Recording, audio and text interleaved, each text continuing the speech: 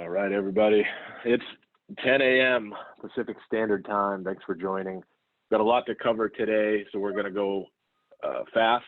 We're going to go through quick who we are, and then we're going to get right into commercial solar financing, because that is the meat and potatoes of the commercial industry.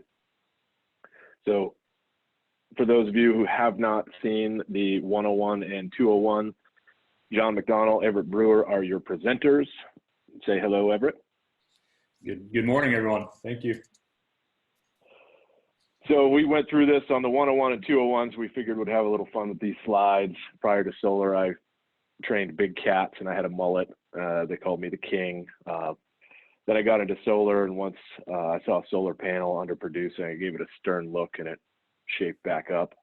And I'm in the process of patenting the renewable human hamster wheel that everyone will have in their house, and they will jog and produce energy.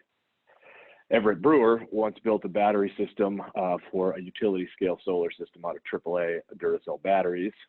He yelled at a building management system once and it smartened up. And when he does push-ups, it actually pushes the world down. So these are false claims, everybody. So you'll have to really, if you want to find out about who we are and who WattHub is, view the 101 and 201 trainings that are on YouTube. Go to youtube.com/WattHub. Appreciate that. Now, obviously, everybody wants to know who the heck is WattHub. So WattHub is a business that we've been in business for over 13 years now. We have proudly processed and supported over $1 billion of projects, is what we just hit this year. In repetition, we support over 3,800 channel partners nationwide in the commercial solar industry. So industrial, renewables, of course, and utility scale projects. So feel free to reach out to us. We've done multiple government and agency solutions. We submitted for multiple RFPs and RFQs. We support all different underwriting types, which we're going to be really focusing on today, and nonprofit, grants, C&I, tax equity. And we also have a plethora of options, submissions for energy efficiency, building management systems, and energy storage. So we're proud owners of WattHub. We also own Stores Power, which is on the energy storage side, and along with Lockbit, which is strictly going to be in the automation and building controls position. So over 25 years combined experience in constructing many installs across America. We're happy to get diving into the energy financing portion of this training today. All right, what we learned from commercial solar training 201, we talked a lot about pricing examples, rooftop carport, superstructure, all of that. Constructability, we want to design with simple in mind, because the more complicated it gets, the more expensive it gets, the less of chance it's going to pencil. Installation schedule, the samples, we went through our process and why we go through our process, and there's a lot of steps is to make sure that everybody's on the same page, everyone has sign off, we don't skip a step and then run into a hiccup later. Setting proper expectations with customers, really showing them that you understand the commercial solar process from sale to contract all the way through to installation and commissioning.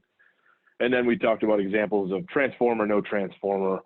Do we add one and use 480 inverters and we connect to a 208 service, or do we not use one and use 208 inverters? It's just a pricing exercise.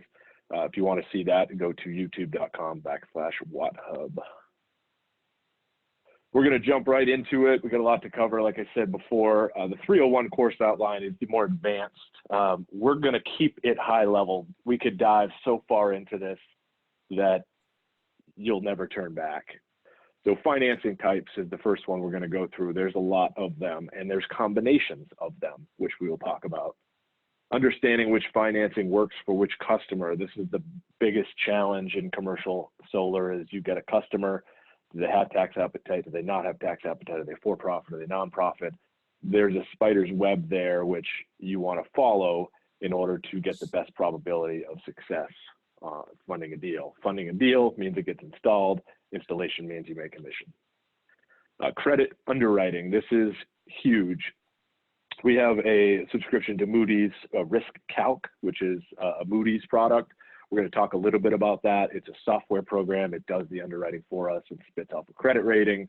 But without that, we'll teach you the high level ways of looking at financials and a balance sheet and seeing if your customer is creditworthy, or don't spend any time on it. What makes a fundable contract? Now, there's multiple contracts. First contract is the contract with the customer for financing, whether it's a loan, a lease, a PPA. We're going to talk about that contract. Then there's a contract with the developer or the EPC, or both, if you are a developer EPC. Talk about the nuances of that, and then other contracts and additional documentation that you need to familiarize yourself with. You're gonna hear about. You may not be handling, but you'll understand that these things are needed. That all falls back to setting proper expectations and knowing what documentation is needed to solidify a deal A to Z. And then Everett will talk about sales confidence. So jumping right into it, PPA, SSA, power purchase agreement, solar service agreement. You're most likely all familiar with this terminology. There's people also call energy service agreement. I've seen that, and typically that includes energy efficiency, whether it be storage or lighting or HVAC. Same thing as we learned from 101 and 201, the cost dictates the rate. And so the more expensive the project, the higher the PPA rate is. There's some concessions going on right now that certain financing companies, including us, are offering either a 50% year one discount and or a year discount. Well, those do need to be paid for. So it's spread throughout the remaining PPAs. We'll talk a little bit about that later. When looking at a commercial solar project, whether it be nonprofit or for-profit, certain states allow for PPAs for for-profit entities like California. Certain states do not, like where I am, Arizona, and Utah. Utah has some weird state language that says if it's a third party owned, you need to pay tax on that. And Everett can elaborate on that, but you're going to want to stick with your open source PPA documents, your solar service agreements. And what open source means is, for example, the Solar Energy Industries Association, the large parent company that oversees, they have a PPA, they have an SSA, they have a lease. It's open source documents because they put the money and the legal time and effort into creating one that everybody can use. Not everybody uses it. Some people use a version of it. So when you're getting financial bids, one company may have a different version, but they all, generally speaking, say the same thing. There's instances, for example, that we got a PPA signed that someone said, hey, I need your help on financing. So we said, okay, we can look at it. The PPA in total was, I think, 6 or 7 pages. And it was boiled down and whittled down where it had some of the necessary sections in it, but somebody went and deleted it to make it more reader friendly, customer friendly. But that hurt it because when we went to finance it, it was an unfundable contract.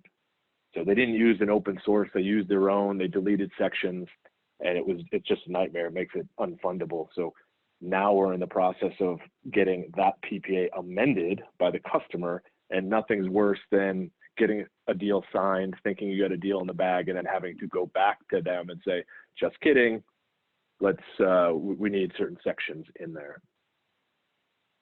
We can help with that too. So we have open source documents that everybody uses. The lion's share of financing companies out there. I think some of them are on this call today, so we appreciate your time. And we can help you navigate the waters of making sure that your contract that your customer signs is a fundable agreement.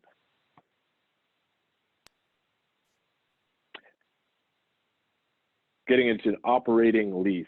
So this is a lease for a company, typically for profit, that does not have the tax appetite. So it's also known as a true lease, where the leasing company takes the tax benefit. So it's similar to a PPA, but for profit. Operating leases, generally speaking, are not available to nonprofits. There are some creative attorneys out there that would object to that statement and say we've done it, which I understand the method that they're going. They have to kind of make the lease walk, talk, and act like a PPA, but it's not. And so if you run and get a operating lease signed with a nonprofit entity, it's likely unfundable. So the typical structure of an operating lease is it's a lease that funds 100% of the solar project. There's a payment associated with it. They can go 7, 10, 15. I've seen them out to 20 years. They have a buyout at the end. So that's how it differs from a PPA, is there's a set buyout rate. It's usually 15 or 20% at the end of 12 or 15 years, or 7 years, depending on who's funding that. It is not fair market value. It's just that buyout is set. And these are good. We've done a lot of these operating leases when the grant in lieu of the tax credit was available. So back in 2010, 11, 12, we did a lot of operating leases because there was no ITC. There was a grant in lieu, so that those worked. So generally speaking, you're going to want to make sure that you're looking at for-profit customers that don't have a tax appetite.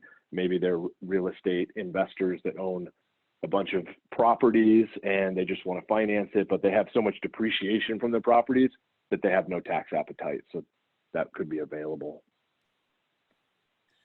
Absolutely. Another comment in that regards to the operating leases, one main identifier is that if they've got confirmed, if you can have just a real world conversation with them is that, can you give me a little context behind on why you don't have that tax appetite? And if it's, a farming end agency or, commercial real estate or something like that, sometimes they've got so much depreciation, as John referenced, built up that it makes sense they don't have the appetite to monetize those tax credits and incentives. But if they kind of have any other position or response to that, that typically means is if they're not paying taxes, that typically means they're not profitable. And if they're not profitable, that means they have a high probability of having showing bad or low financial stability of their business, which makes it extremely difficult to underwrite or finance in general. So definitely look at those questions and those positions. Don't be afraid to ask those questions. Full financial transparency is what's key.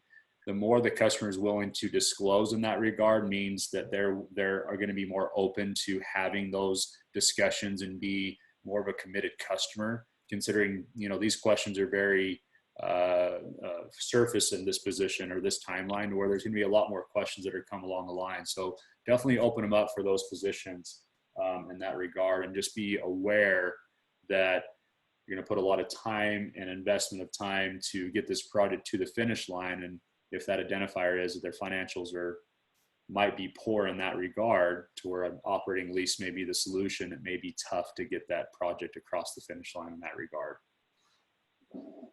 Yep.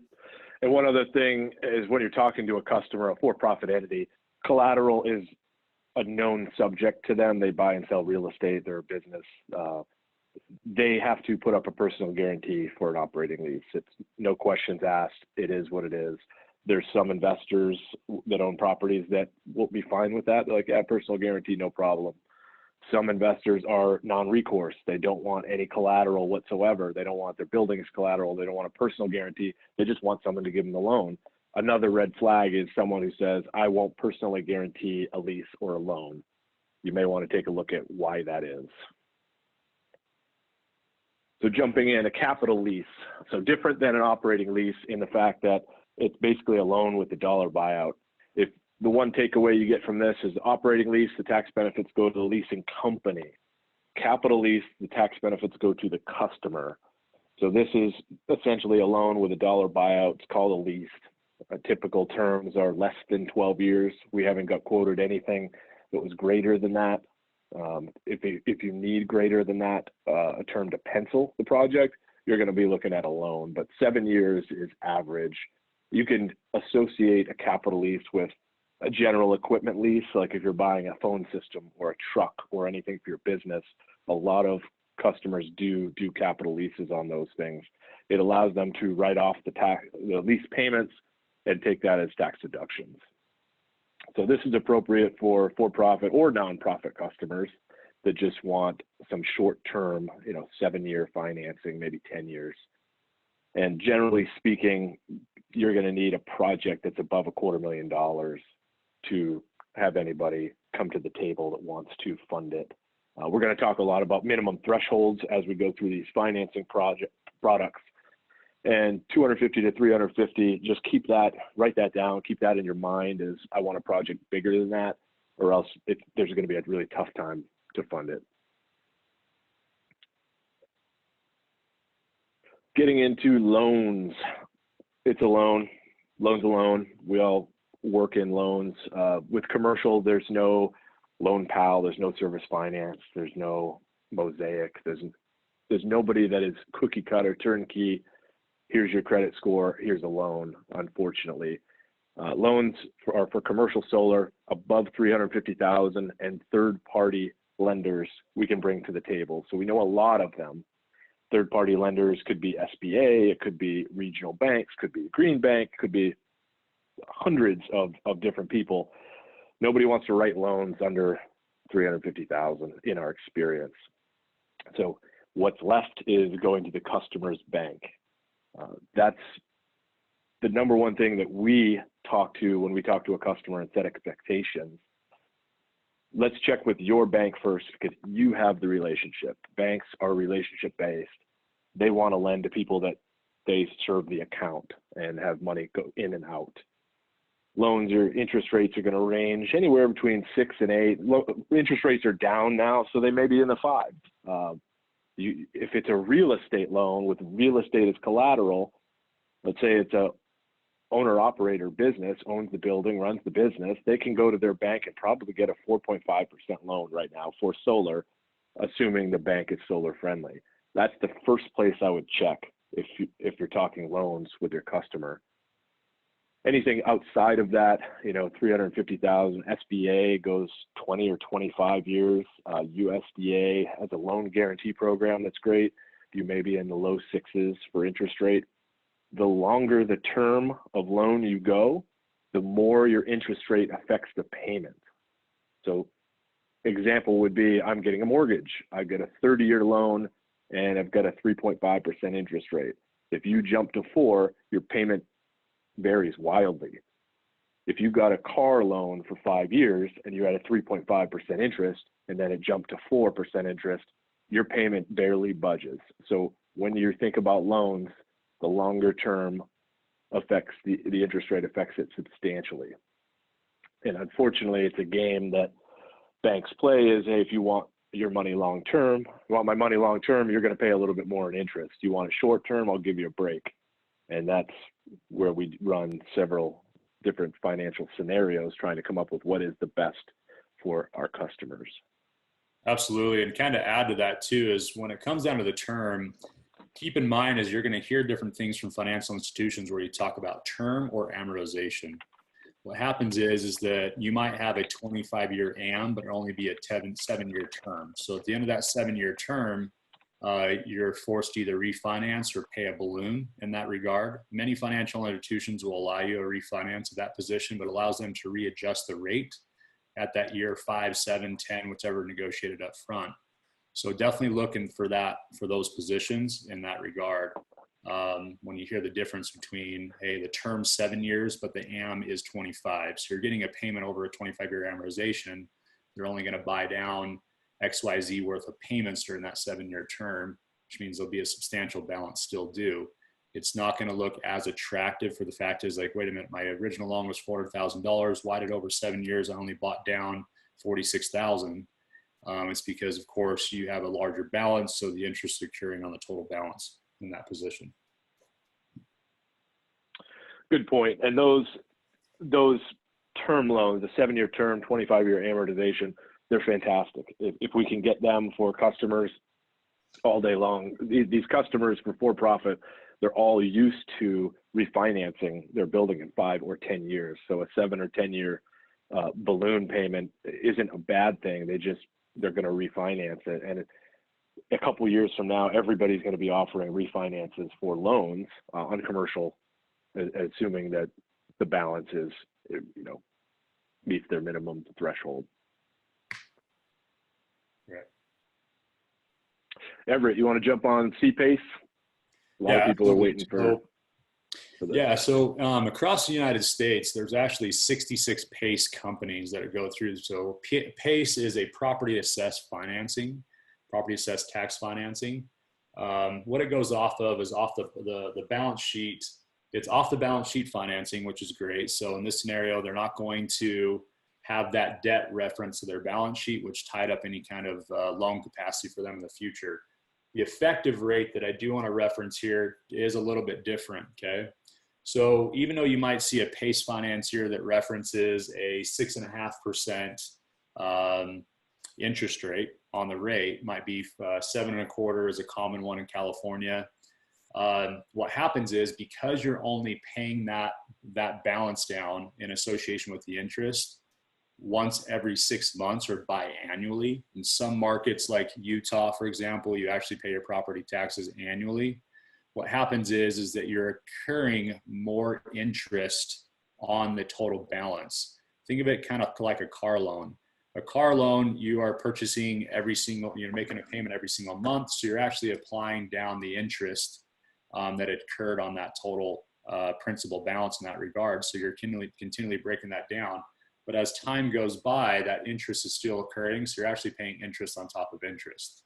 So to come up with an actual effective rate, you'll see that if WattHub ever runs any calculations for you, to hit the payment in the cash flow, we'll typically grab like a 9.12% interest rate for California on a 25-year PACE, that where the original interest rate was sitting at 7.25. Okay, so just in that position. Now you do have that option to where you can buy down the rate, which means is if you're looking to own that loan for more of a longer term through the life of the loan for that 20, 25, 30-year loan position, then buying down the rate might be a good deal. They usually allow you to buy down 2 points. So there'll be a certain dollar amount that's required up front, and then you can buy from 7.25 to 6.25 and then down to 5.25. But keep in mind that 5.25 is definitely more attractive for the long-term haul. But unfortunately, to get to the effective rate, to get that true APR, that 5.25 loan on a 25-year term, I'm now having to put in a 6.78% interest rate inside of the tool to kick out the proper payment term. So just keep that in mind. For approval for these PACE loans, they look at your property tax base and your property assessed value. So there are going to be some underwriting fees that are going to do up front. The most common underwriting fee that's due up front, whether you get approved or not, is for an appraisal. Those appraisals, the client needs to make sure they're aware of an investment anywhere from $1,500 to $2,500 will be due to start that appraisal process. A lot of times that client may have had appraisal in the last 12 to 24 months. Most times the PACE providers will not accept that proposal. They'll want to run an independent appraisal on their own. So that's what they'll look at from an underwriting standpoint. The loan to values in different markets, like I said, there's 66 providers underneath PACE Nation if you want to look that up online. And you'll see different programs that have different filters and different minimum thresholds for costs of total project being able to finance. But amongst that, you'll see different aspects of, hey, do you know what my loan to value right now, my building's 50%, and in California, in XYZ County, they will go up to a 90% loan to value. So those are some of the things that have the ability to come through there. So in one of the questions that came down, how does having the project installed affect the future tax assessment? The convenience with renewable energy is that if it's independently owned in that regard, most markets will not put that solar against the property assessed value. It'll go against the total value of the project, and that's how you pay down your payment. The reason that PACE can go out to a longer term is simply this. Small business especially is high risk for default. And because the loan is attached to the property taxes, in the case that business defaults, they have something still attached to the property tax that'll then go to the new owner. So there's less liability in the default in that position where it's not attached to the actual business entity and how they operate their business or the individual. It'll always stay assessed with the property. The underwriting times do take longer. So I do want to actually have that you do have the additional patience in this position. 2 to 4 months is typical. We've seen as long as 6 to 7 months in some areas. So please be more patient with a PACE underwriting type. There's a lot of moving parts that go on the back end there. It's not always on our side. The proper agreements are always submitted in a timely manner in the case that we are supporting those financing solutions. But know that they have to go submit for those bonds, go do financial reviews and additional underwriting process on their side. Another unique position is that there's an option for a PACE PPA. This is a position to where if it is a for-profit or nonprofit in this regard, you have the ability to, in essence, do a PPA type financing. And here's the convenience with the PACE PPA. If the property assessed value is already at 80 or 90% loan to value, okay, meaning is the ability to support that equity in the property is lacking, what then happens is that a PACE PPA, they do a new assessment each year for only the payments that are due during that 12 months. So it does open up more lending in all reality to do a bigger size project where the total project cost is not put on the PACE value. It's just based off of the 12 months payments. So there is some workarounds in the case that they don't have the equity available. So in some projects that don't qualify for CPACE, a PACE PPA could potentially qualify.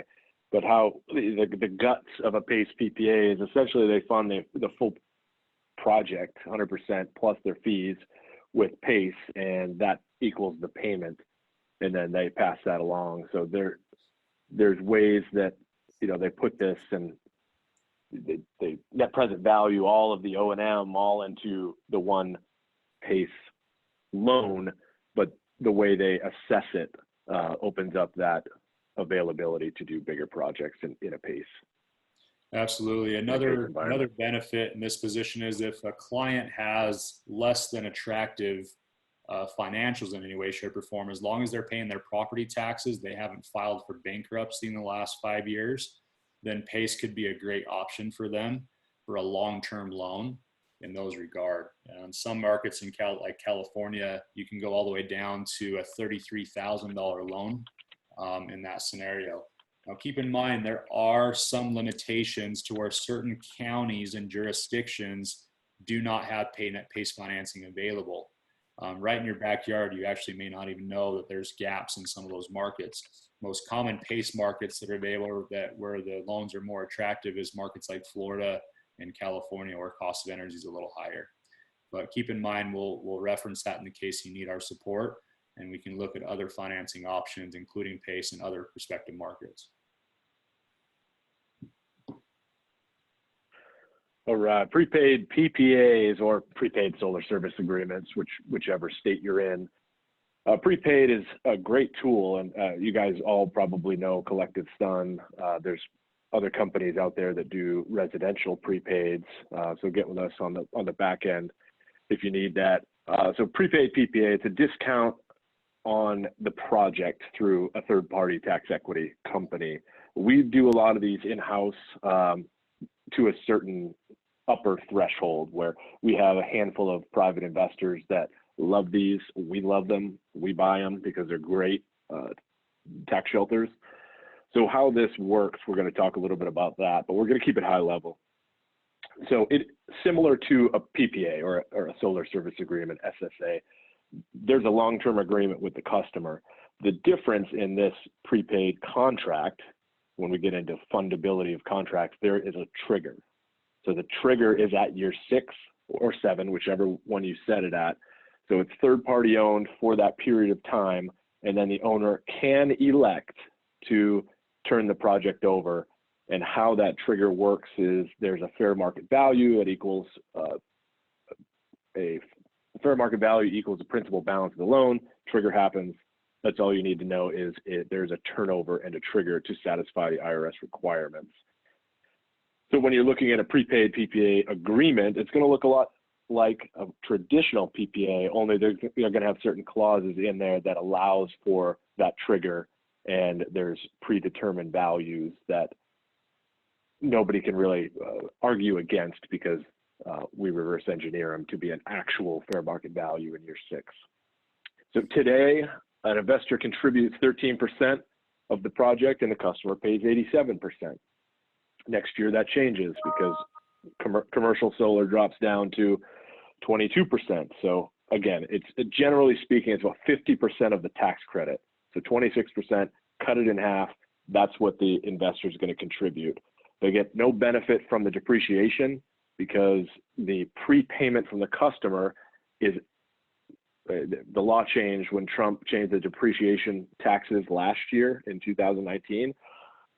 That changed the income of the prepayment. So the prepayment, the investor has to show his income, which, you know, whether it was spent to build the project or not, it doesn't matter. It's income. Depreciation counteracts against the income. So that's really a wash, generally speaking. Next year, it's going to be 22%. You're going to see 11% prepaid in the commercial space. And so this can be coupled with other financing. If they want to get a loan for the 87%, if they want to run PACE for the 87%, if they want to pull cash out of their mattress, wonderful. But prepaids really have a stronghold for nonprofits that want to own the system. And so how we sell this is we go to the customer, typically a church or a school, and they say, all right, well, we can get the cash or we have the cash to buy it, but we want a value for the tax credits. We can come in and say, all right, we can provide a prepaid where we invest 13%. So you're only paying 87% versus 100%, and we maintain it for the time that we own it. So that's another big benefit is we make sure it's operating properly, it's maintained. Anything that happens if a fuse blows or needs servicing or panel cleaning, all paid for from the third party. That's part of the 50% discount they get on the tax credit. And it is actually a wonderful investment if you make a lot of money and need a tax shelter. Absolutely. An additional comment there is that, you know, please keep in mind, you know, the comment of that these are for nonprofit businesses. I will tell you from the experience that we have here at WattHub, you know, we see over 150 projects on average a month here. And many of them are nonprofit to where, hey, I've got a project and they're just needing financing. We then identify that it's a nonprofit entity and they're looking for 100% financing. So I'd probably say 5 out of 10 nonprofits where they're looking for 100% financing does not know about the PPA, SSA, and prepaid PPAs or prepaid PPAs with PACE or PACE PPAs. These are all great options for nonprofit entities to where doing just a straight purchase as a nonprofit is doing them a disservice and also hurting their model. And it's taking a very poor approach in that regard. So please reference us in the case you run into those nonprofits. We need to do our best and be good stewards of our businesses to give them the best return as possible. There's money available. Please take advantage of it. And for about a couple of dozen companies out there that, you know, subscribe and they're really close, we'll do the sales for you if you want to on the project. So we'll bring the contract, we'll talk to your customer, walk them through it, because we know this inside and out. We know what can be done and what can't be done when they start talking about changes to the contract to make sure that it fits the investor's criteria. So we're happy to jump in and be right alongside you, and that's part of what your subscription gets you. Next up, we have choosing a financing company. Let's use an example of you jumped on WattHub and you signed up and you say, I've got a project and it needs a financing company, it needs a PPA. I want different PPA companies to bid on different projects. Well, how you get these bids, how do you vet them? How do you choose them? One of the things that we look at is milestone terms. There's some companies that are awesome to work with. They have 4 or 5 milestones and they pay you when you hit that milestone. Other companies have net 30 terms, and you have to get them just a slew of pictures, a slew of documentation, basically recordings of you actually physically doing the project. Milestone requirements, there's laundry lists of requirements that could be dealing with utility company, it could be dealing with the AHJ, and all those go into an EPC contract that we're going to talk about later on what makes a good fundable EPC contract. If it's a new company, if you go on their website and they're brand new, and based on the 201 and 101 trainings, you're going to want to do your due diligence on a financing company as you do with an EPC that you're hiring to build your project, as we do. You want to know how long they've been in business. You want to know their track record. You want to ask them if their capital is discretionary. So they have a fund that they put together that they can deploy for commercial solar. Well, do they need to go and ask and beg and plead for this project to go through, or are they portfolioing projects? So they need 10 projects and yours makes 5. Well, they need the other 5. So that's a time duration that your project just sits there.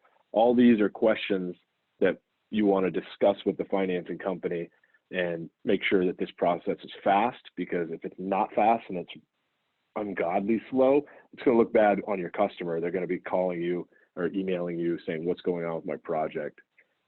When you're looking at a loan or a leasing company, you're going to want to look at what is collateral.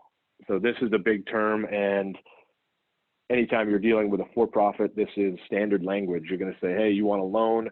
Are you willing to offer personal guarantee? Are you willing to offer your building as a second lien on the real estate, so we can know where to go? If they say yes on the personal guarantee, awesome. If they say yes on the collateral, even better, because they can get a better term and a better interest rate on a loan if they use their real estate as collateral, but not everybody is willing to do that. So the conversation up front, when you're talking about, hey, you want to go solar, you're really excited, you can put it on the roof, you can put it in carports, look at all this space, let me look at your service entrance. Before you leave, you want to say, how would you like to pay for this? Simple question, but it gets missed by 80% of the salespeople because they don't want to broach that subject. They're excited about the deal, they're excited about the opportunity and the potential to make a big commission. We need to talk about this because your time is more valuable than any other commission. And if you work 2 years on a deal and don't get paid because this customer can't get financing anywhere, you're going to want to know that up front. So any other comments to that, Everett? Absolutely. And some of the things from a collateral aspect is, making sure that you account for any type of personal collateral in that regard. So like was referenced as a PG, as you said, John. If those of you not familiar with a personal guarantee, a lot of times the individual has to be in an association with those agreements. And in that position, they become the collateral.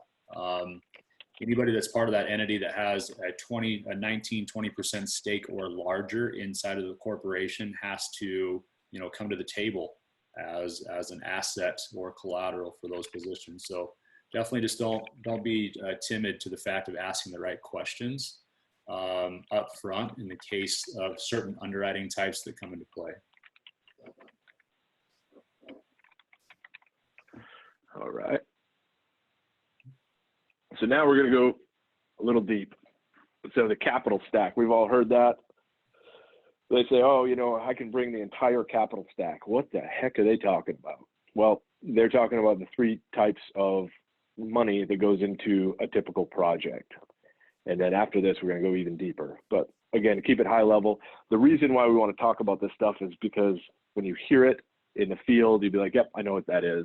So tax equity, that's the money that's invested for the tax benefits. And we're going to talk about how the tax equity investor reaps that in just a second. Sponsor equity, that's cash on cash. That's somebody investing in the project and getting a cash on cash return, similar to a dividend or just an equity reimbursement. And then there's debt. So a tax equity investor can buy and own the entire PPA and they put up all the money. That's very easy. That's the most simplistic. We love that. We've done a lot of deals funding it with private investors that just say, we say, all right, it's a $200,000 deal. You put up all the money and this is what you get. You get the tax benefits, the depreciation, the cash flow over 20 years, and then you have your expenses of O&M and reserves. But separating these things, you'll see a lot of people talk about funds. Oh, we put a fund together and it's through a partnership flip or a sale leaseback, which we're going to get into. This is how they fund the deal. They get a tax equity investor. They come up with, let's say, 50% debt. We really don't see a lot of projects that are underwritten that get more than 50% debt, maybe 55 or 60 in some instances with high PPAs or high operating lease payments. But there's a delta that is left, and that's sponsor equity. So they need somebody to bring in cash to fill that gap. And it's usually around 20 to 25% of the entire project that's filled with sponsor equity. But those are the three types of money that go into a project. So when you run across a commercial solar financing company and they say, yep, we've got a fund and we do a partnership flip structure. This is a structure that essentially has the developer, so the person that puts the whole project together, brings in the money, does everything. They need a tax equity partner to monetize the tax benefits. So they bring them in for a period of time, and that period of time is usually 7 years, give or take a year. And the general partner owns 1%, the tax credit investor owns 99%. All the tax credits flow to the tax equity investor, and then the flip happens. So there's a trigger in the contract that says, all right, I'm going to buy you out with this dollars, and then all of the payments go to the developer. Developer owns 99%, and then long term. This structure is good for a developer or a fund that just wants a limited tax equity guy to come in, monetize the tax benefits, get the heck out, and then the developer is going to own long term. You've got sale leaseback structures. This was famous, if you guys remember SunEdison. This is how they structured all of their deals. This is more of a structure that has the tax equity investor and the solar developer in more of a long-term contract. So they are splitting cash flows and ride into the sunset together.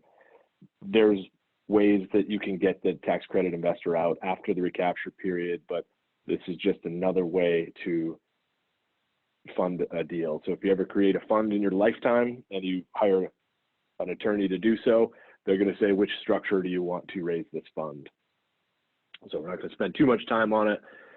And then an inverted lease structure. WTF, what the hell is going on in this graph? I don't even know. It's crazy. This is a structure that, from what I do know, Solar City did this back in the day. So they were famous for doing an inverted lease, or lease pass-through as it's called. And what this does, it allows certain state tax benefits to be separated out from the federal tax credit. So it's a crazy structure that some nutty lawyers came up with, but it works and it's complicated. So. And some of those state tax credits that are being referenced is in most cases are a state income tax level. So you got makers depreciation at the state level, for example, in markets like Arizona. Utah has a state tax credit that has a cap on it. California has makers tax depreciation.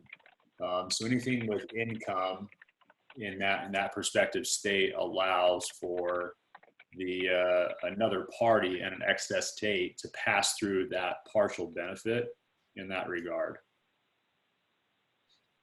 And then everything else stays at the leaseor level for the federal level tax credits and depreciation.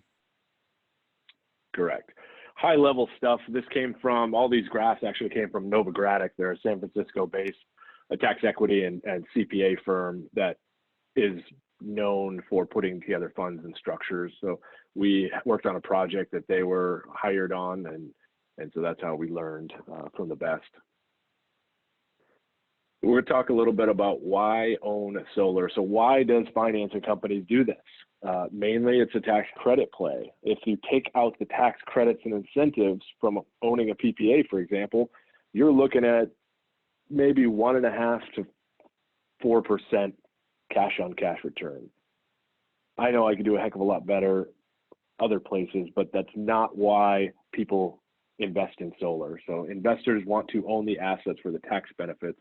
Cash flow is sort of gravy on top of that.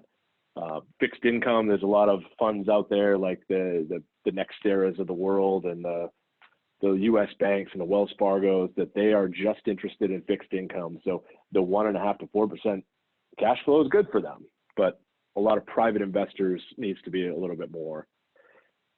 So the different types of, we talked about tax equity, we talked about sponsor equity, and accredited investors and C corporations, leasing companies, real estate income automatically can take the tax incentives, no questions asked, based on the IRS rules.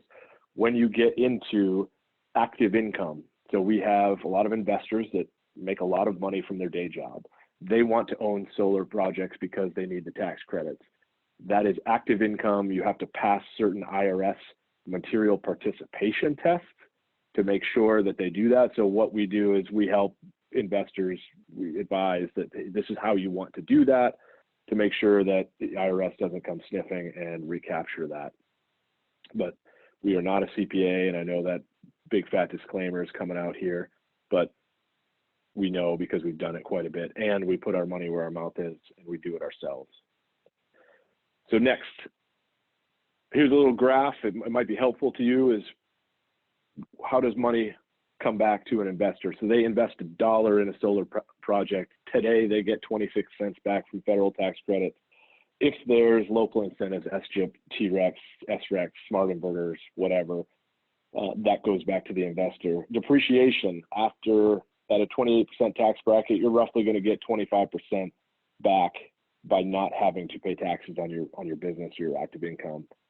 And then your PPA payments, at a 2% escalator, generally speaking, you're getting 8 cents a year back and growing. So that's going to equate to $2 or $2.50 long-term over a PPA or operating lease or some sort of financed project.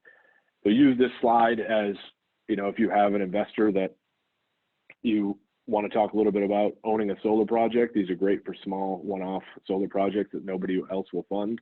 We do a lot of those deals because they're great projects, investment grade, and nobody will touch them. So your 30 kilowatt churches, your 70 kilowatt charter school, great, could make great customers, but there's not a market for that.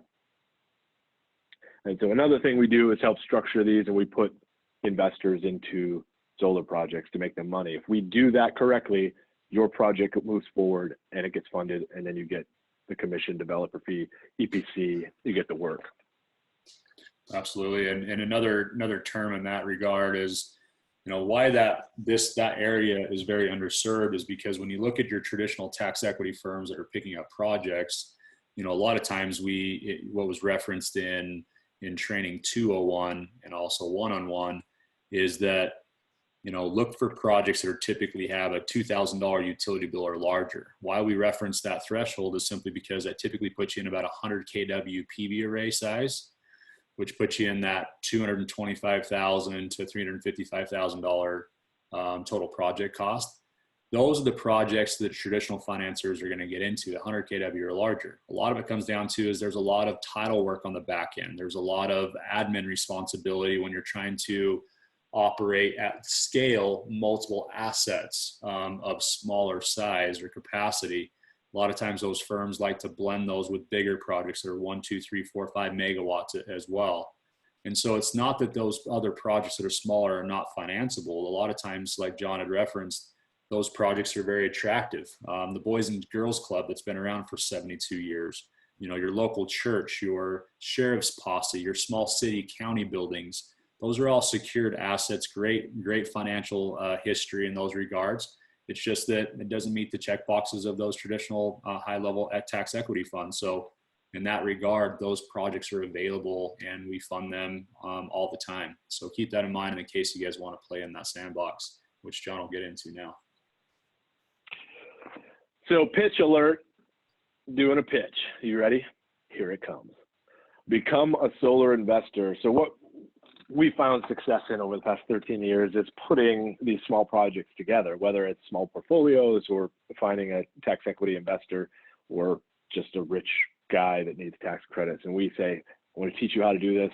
We're going to put all the contracts together. We're going to assign the project to you because we'll sign the PPAs as WattHub and then assign it to the tax equity investor after, before construction, but after all the docs are signed. We've been successful at that, but it's always been on a one-off. So we are doing something a little different. We've engaged a law firm to create a fund for us, and we're doing small projects. So we're doing the projects that no one else wants to touch, 30, 50, 70 kilowatts, projects that have investment grade credit because we run the credit for you, but nobody will touch them. No one will do a one-off, even a municipality, a county that's 60 kilowatts. No, that doesn't fit into any tax equity investors box, so it goes unfunded until now. So what we're doing is we're putting together sponsor equity funds. So the first three, high yield portfolio, blended large and blended portfolio, you can invest as soon. I should preface this, it's coming soon. You can invest as little as $1,000 into the project, and we're giving anywhere between 6 and 8.5, 4.5 to 7, or if you want to do the blended 6 to 7.5 dividends, cash on cash. So we're raising sponsor equity, which we talked about. If you want to get into tax equity, we have little projects. You need to have or have paid in about $20,000 more in taxes to really be effective to get a sizable project to get you that tax credit. Small projects are the best yields, and we say that because small projects typically don't have demand charges. And if they're in the small or extra small rate category, whether you're in California, Arizona, or Massachusetts, they're under that demand-based threshold. And so all of their energy gets charged as kilowatt hours, which is wonderful. We've seen 18, 22, 26 cent avoided costs. So you can have a high PPA. You can have a 16, 18, 20 cent PPA. The customer saves 5, 6 cents a kilowatt hour. It's fantastic. You get into the larger projects, the more they buy, the more they pay for energy, it just gets harder and harder to pencil. So invest in a solar fund, cash on cash. We will let you all know when this is available. It's not available today, but we're going to make it live in the next few months and put your money where your mouth is. Absolutely. And a couple quick comment about that is that I'd like to just preface the time value of money in this regard. Okay. So when we talk about sponsor equity, what's great is that money can be an investment, and it actually doesn't have a time requirement in association with it. Okay. So in the case you want to make that investment, you get your yield or return back on your $1,000 for that year. You're in good shape, and you're happy, and you're off to the next investment or next venture in your life. But when it comes to the tax equity side, keep in mind is that's a 5-year full fiscal year commit at minimum. The federal tax credit, even though you have the ability to monetize at year one, actually vests on a 5-year schedule at 20% per year. So if you pull out of that project within that timeline, you have the probability of having that tax credit charged back. Now, that's not a bad thing. In this position, holding an asset as a tax equity investor, there's obviously many benefits, as we've already referenced in the PPA, the SSA, et cetera. And so just keep that in mind is when you're looking at making solar investments, understand that time value of money. So that way you can go in and say, what type of investor am I and what category do I fit in? Not only from the fact of the tax appetite category, of also the commitment value of time of money in that regard. Just answering a question on the board, is this coming up? And no, it's not available right now. We are in the process of putting together the sponsor equity fund for these small projects and going through the SEC process, which isn't short. So it will be available, and you guys will be the first to know, believe me, that we can do this. And if you can bring investors in, and we can have take a look at a little spiff on if you brought in somebody that has $50,000 per se. But moving on, which financing is appropriate? So we talk a lot about different financing projects. We reference, these would be good for this, that'll be good for that. There's no one size fits all, but the number one thing that we want you to learn is where the largest probability that they will find success in financing to take them to first. Could be a PPA, could be PACE. Let's go there first for probability purposes. The MUSH market, under 100 kilowatts, very tough to fund. We do that, so don't hesitate to send us a project to see if we can fund it, because again, a lot of them, or the right timing of tax equity really shines, and we can do that. For-profit, personal guarantees, all of that stuff you want to talk about on the front end, which we had mentioned. And look at this. So we put together a little structure for you. It's a spider's web, like we said, but key takeaways: above the line, the tax credit goes to the customer. Below the line, the tax credit goes to a third party. So nonprofit, bottom; for-profit, top. Generally speaking, it's not a perfect science, but we want to take each customer to the appropriate financing. So cash purchase, bank loan, PACE loan, capital lease, operating or true lease, CREB bonds, which we didn't talk about. They're sometimes available. They're clean renewable energy bonds is what they stand for, and they're basically a 30-year loan at 1%, which is awesome for municipal. They're typically reserved for state, municipalities, or public schools, anything that state money comes to, and certain states offer this at certain times, so it's not available all the time, but it's a really good opportunity. So your PPA, SSAs, prepaid, PACE PPA, and then your combos, prepaid with PACE or prepaid with loans. So let's let this soak in for a second, and this will all be available too, so it's going to go to you and you can play around with this just mess.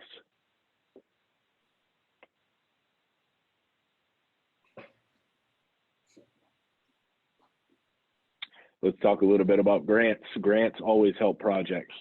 So there's certain grants available, and for the past 5 years, there's been a Department of Energy tribal grant.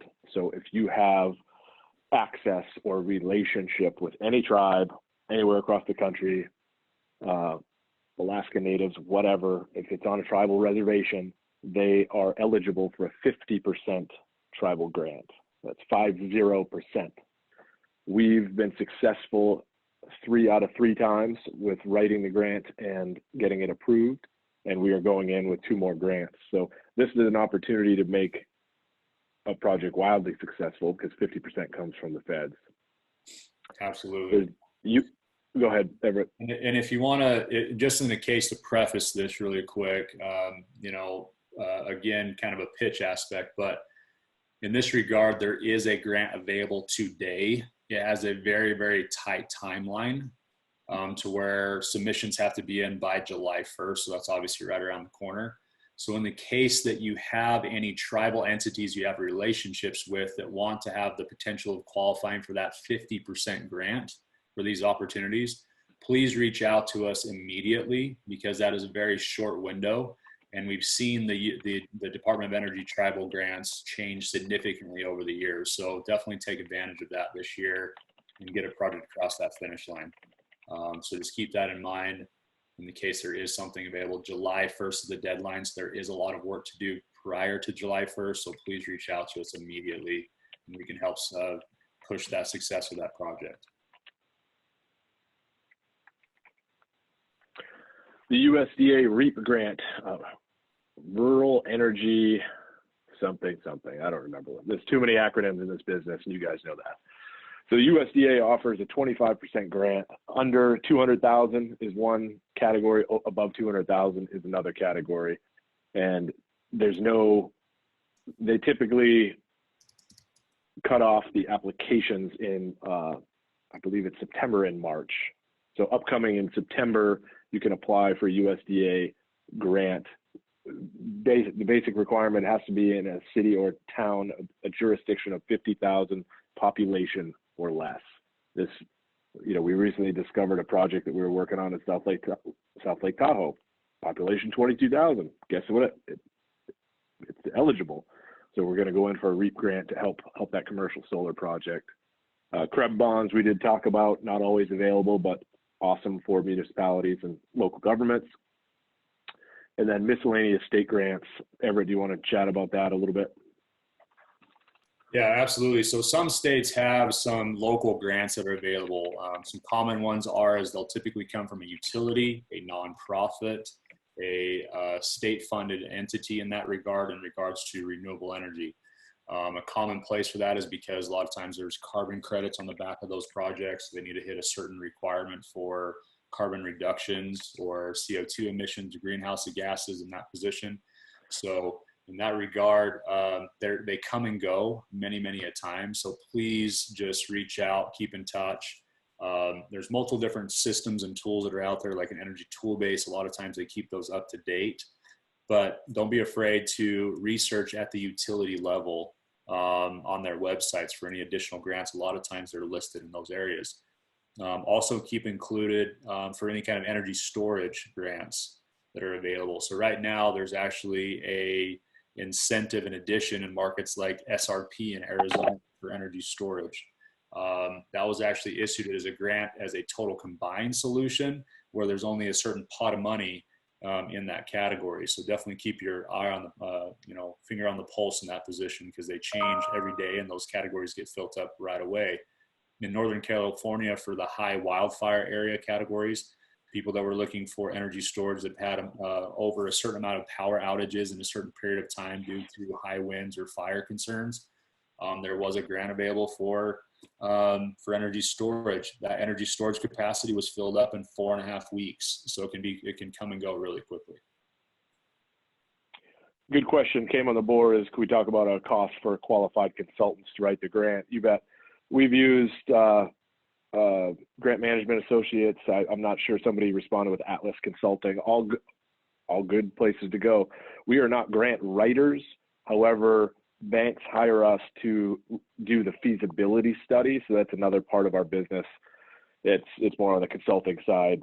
So USDA comes to us and we write a lot of the feasibility studies. It's basically seeing if the project has legs and the contractor hasn't botched the proposal. But qualified consultants to write the grant, there's been costs as low as $2,500, and there's been costs as high as $30,000, depending on the grant.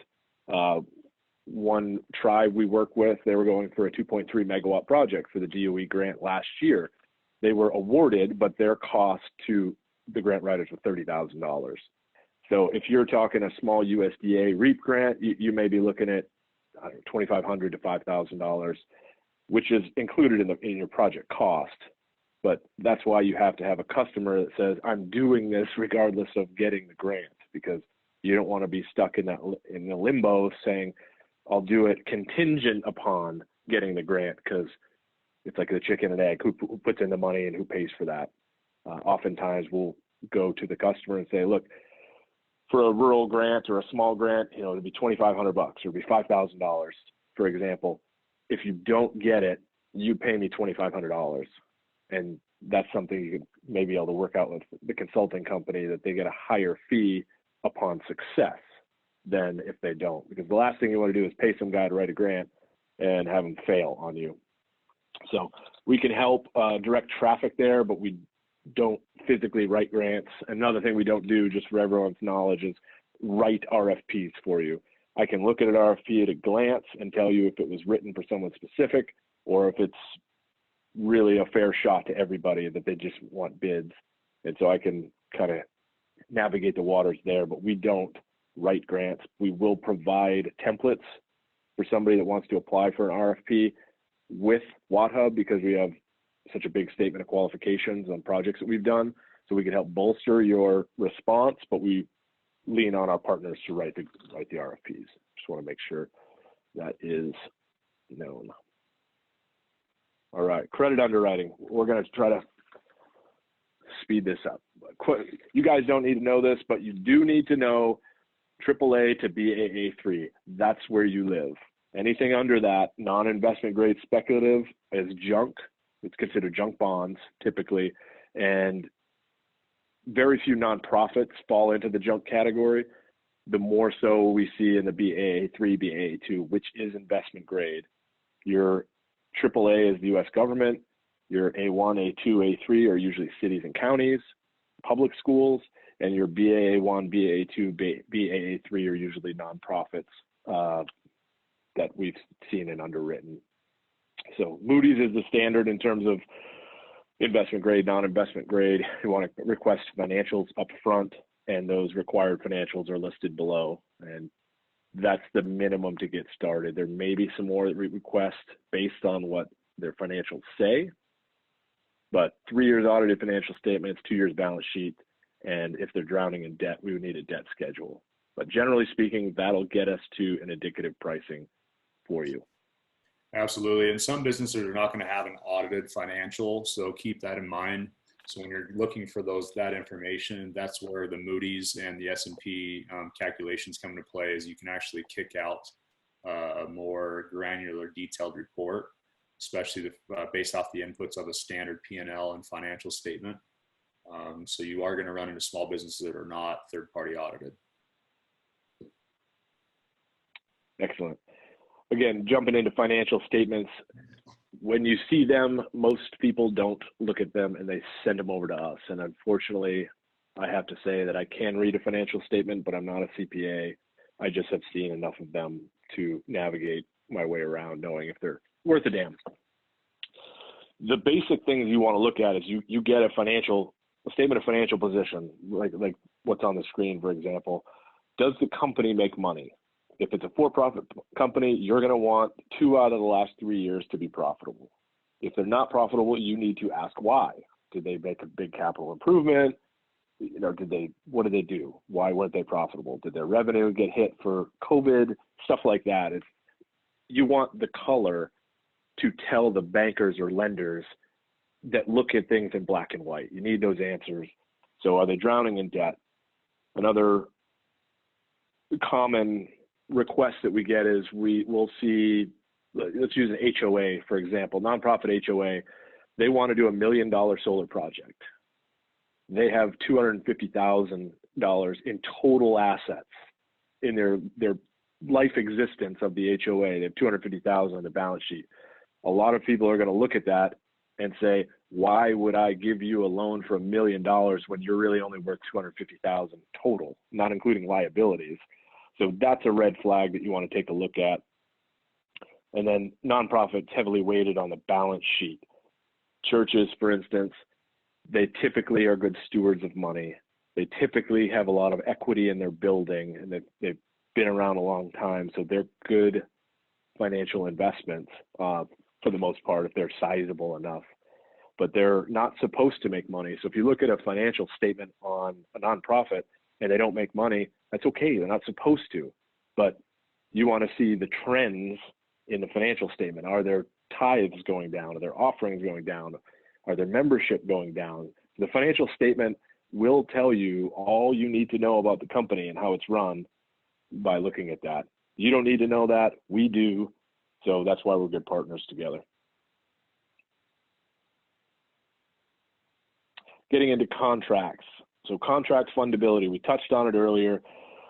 This is meaning a PPA or an operating lease or some sort of contract that you're going to have with a customer for financing. You want to use open source documents. You don't want to delete entire sections, so that'll exclude it from fundability. Don't sell on buyout in year 6. A lot of people try to play with that and sell that. That's a common mistake, is they'll put a PPA together and they'll say, yeah, but you could buy it out in year 6 and look at how low the fair market value buyout is. Well, that's not fundable because that screws up the return for the long-term owner and they won't take that contract. So just be careful of that, and we can help you guide the waters on what net present value of future cash flow for the investor is good, which 6.5 or 7 is in the ballpark. And then production guarantees. We offer production guarantees, so there's no right or wrong answer here, but a production guarantee doesn't help your case in selling a PPA that you got signed to a financial entity. That's just another risk on them. And if you didn't have a production guarantee, obviously it's sexier because there's no hook there. But we know and require all of our EPCs to pass our process, our QA/QC, we stay on them. We have internal project managers to whip their ass when they're not communicating with us, and make sure that we get pictures and updates weekly, as low as daily on some high profile projects. So we've been through this process 1,000 times, and we're going to be right next to you to help make sure that your contract is fundable. Talking about an EPC contract, need a vetted EPC. If you're doing a project that's large scale, let's say it's $1 million, let's say that's bigger, the EPC is going to need to have some financial clout to do it. And that's what the financing company is going to require. They're not going to take any old company that just wants to do it. They're not going to approve you as an EPC if you have the project, because you may not just be big enough, or you might not have enough experience in commercial. Everybody's got to start somewhere. We started from nothing and we grew, and we can help you. There could be a situation where we bring in a paper GC where you get to do the work, but you're overseen by the paper GC. It's a lot bigger, that meets the requirements. Milestone-based contracts. This is typical in all EPC agreements from third-party financing companies. They're not going to pay you more than you need to do the project. And oftentimes they pay you less. They need to know that you're going to carry a little bit of the project. So that's why an EPC with some financial clout is needed. Termination for convenience. This is in most contracts. The financing company can say, I don't like what you're doing, get the hell out. They have to pay you up into that point, but that it's in. So just make sure you do your job, or make sure the EPC does their job and is communicating. Lots of documentation and pictures required. That's typical. And last but not least is additional documents that if you're bringing a PPA in and you're running customer facing on the project, you may be required to go get an SNDA, which is a non-disturbance agreement. It basically says the solar system on your property, if you get foreclosed on, the bank takes your building, that is not included. So it's a document that essentially says it's not a fixture, it's personal property, it's ours, you can't touch it. An easement documentation, most PPAs have easement documentation in the PPA. So a separate one may not be needed, but depending on the PPA contract you're using, we could take a look at that. Title documents, survey phase ones required on a lot of projects. And then get ready to read a contract to understand it. Don't read it just to sign it and get the deal. There's little clauses in there, and something that comes to mind as an example is COVID. We've seen back and forth lawyer interpretations on, is COVID an act of God that gets somebody out of their lease payment? Let's say they're a restaurant and they lease space from a landlord. Is little things like that we're looking back at our leases and we're saying, oh, we signed this, but we blew over the acts of God and pandemic and things like that. These are things that unfortunately lawyers do for us, and they cost a lot of money, but that's why we pay them to cover our ass and make sure that if something happens that's out of the ordinary, you are covered. You get extensions of time, you get additional change orders that are deemed approved, stuff like that that's unforeseen. Absolutely. And just to, to get into sales confidence here, one thing that make sure you please ask yourself is that, what am I a solar developer? I think that's a common misinterpretation in our industry. And to make sure you have that confidence, just don't be afraid to just own your spot and own your position of what you have as your expertise, your scope of work and roles and responsibilities. And a good commercial company overall is a collaboration of a lot of great companies from start to finish. Nobody goes and typically builds a house from start to finish. Nobody's pulling wires, the same guy that's doing the finish work at your home that's also mounting the sink, in the restroom. So don't be afraid to call on us in those regards. But a true developer is someone that has and owns the legal documents, the contracts, the SNDAs, your assign and assumptions agreements, your underwriting requirements, and qualifying for that, making sure that you are asking the right questions in regards to setting expectations to that EPC agreement, and setting up those standards. Someone that can run the milestone management of those processes and making sure that you have the mindset and understanding of what to look at from your progress photos and your contractor details and your daily logs. That is a true definition of a developer. Commonly, we see a lot of people that are on the sales acquisition side that state as a developer, and that's where those further pieces are missing. And of course, in the case that is needed to bridge that gap and support that, you know, WattHub and many other partners out there are great solutions for that. Just make sure you're vetting them properly and asking the right questions. So to gain confidence in this industry, really just look at the position you sit in and then surround yourself with the proper partners to fulfill that project, where you can't put yourself in hot water, especially if you're on the sales acquisition side. Making sure that you have the confidence now going through 101, 201, and 301 now with us, that you have the proper armor, the responses, the setting the proper expectations of how the timeline of that project is going to go, and some of the information you're going to need from the client. That way, the end result ends up being a successful installation without any challenges along the way. Nothing's worse than going out and setting an expectation and all of a sudden the project falls on its face and it's your integrity that's on the line. Nothing's worse than having those expectations set where you have a partner where the due diligence was not put in play, or sometimes there's just kind of a smoke and mirrors approach, and all of a sudden you get in hot water halfway through and then your integrity gets pulled through the mud. So keep that in mind when you're looking at these opportunities. And, let the pride settle. Everybody's here to take care of it. The piece of pies are various categories. There's a lot of work to go around. There's very few businesses overall that have solar on them, if you look at it from a residential to business ratio. And keep that in mind, that those opportunities are great, but they do have to be tended to properly. Great point. Brings us into knowledge is power. The number one takeaway I want you to all learn from this is know your customer, financially speaking. We get a lot of projects sent to us and say, look at this project, it's 1 megawatt. Customer has great credit. Not necessarily true. We ask the question, well, do you see their financials? And if you have them, send them to us.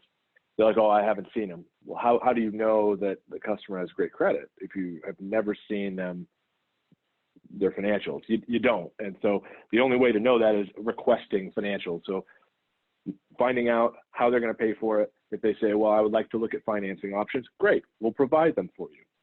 At least you know what. And then the next conversation is, do you have the tax appetite? Do you not have the tax appetite?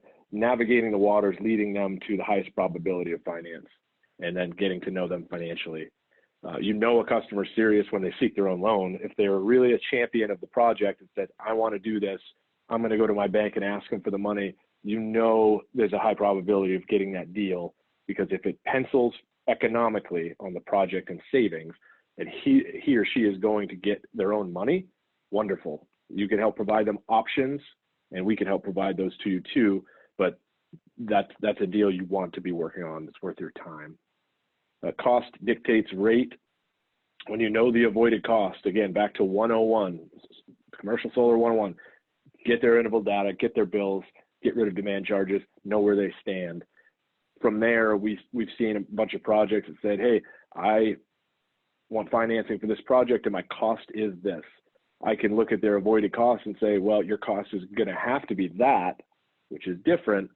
And it may not be what they want to hear, but it is true that there's no deal because your cost is too high that puts any amount of financing, even at a low interest rate, higher than their savings. What to do when the funding is a solid maybe. So this is the gray area projects. These are the portfolios, these are the small projects. A lot of them just take some time. So setting that expectation, if it falls into a gray area where could be funded, could not be funded, let's say it's 101 kilowatts, where could be third party owned, could be denied. Set that proper expectations of time that, hey, your project's small. Even if you think 100 kilowatts is big, got to tell the customer your project is small. This may take some time to fund, but when it does, we will achieve the long-term savings for you. And then WattHub can manage project finance for you. One of the things we wanted to show you is our calculator. Hang on one second. I am going to pull up the calculator. So if you can y'all see my screen. WattHub put this solar calculator together that's free to use. We update it regularly and it's owed another update. But what this does is basically if you want to find indicative pricing that, generally speaking, most tax equity firms will fund, play around with our solar calculator. So let's say you got a project and you want $2.70 a watt. It's in California, so let's call it $15.50 and it's 250 kilowatts. Credit is not AAA. If you're unsure of where credit is, go BAA2 or BAA3 just to be safe. There's no local incentives and a 2% escalator. It comes up with a 14.4 cent PPA rate. All right, well, their avoided cost is 13 cents. What do I do? All right, you got to come down. Can it be built for $2.20 a watt? Boom, now you're lower than their avoided cost. And you can play around with these factors to see what fits you best. Can you make money at $2.20 a watt? Sure. You can make 15 or 20 cents if it's a great project. You can make 10 cents after EPC. There's a lot of money to be made on projects, and it's about probability. It's about volume, and that's what we built this for, is to help give you guys the keys to the car. So pull this up into your cell phone when you're with a customer. Just say, like, WattHub's a third party. All they do is commercial solar, and they have a lot of financing companies, but let's see what they say at what your PPA rate is. And if you know avoided costs, you could work that rate down with them. Absolutely. You know, and an additional drop down too is you actually drop down PPA, SSA. There's actually an indicative PACE calculator as well there. So this works for California market only, is where that API comes from. But you can run similar models in that regard to see if the payment and also the savings is going to be above their avoided cost, ultimately their electric bill savings, as preface. So don't be afraid to use these tools. These tools are continually getting more improved. They're there for you to use in the business with the owner on the calls through those developments. So you can predetermine some of the viability of these projects. You know, a good, healthy commercial solar company closes at about a 5 to 7% overall. And a lot of times that 5 to 7% has nothing to do with the fact that, you know, you and I can't install panels on that rooftop. It really just comes down to the fact is that their avoided costs and the top cost to build is just not aligning, or their financial health of their business is where the challenges lie. So WattHub's biggest focus is, as a developer, EPC, and financier, is aligning those perfectly. So this is why these tools exist for your guys' free use in that regard. Also too, is you can click on Get Started if you want more information from WattHub. This is the end of our series here. We'll come out for some newer and more improved trainings as we go along throughout the year. But don't be afraid to click on Get Started on the homepage and sign up as a free account. Go through a free demonstration of how the solutions, the back end of our services work. And in that regard, if there's something that WattHub brings value to you in regards to your commercial deployment of your projects, you know, look at it from that standpoint. If not, use our free tools and reach out to us when you come across those opportunities. Like I just wrote on the message board, you guys rock. This is excellent, and we appreciate your time and investing in yourself. So I'll switch back to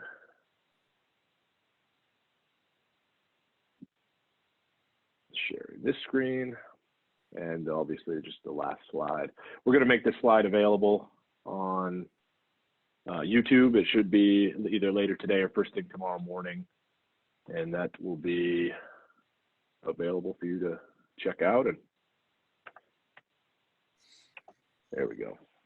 Well, appreciate it. We're gonna cut it off now. And any questions, send us an email, john@watthub.com, everett@watthub.com. We want to help you guys.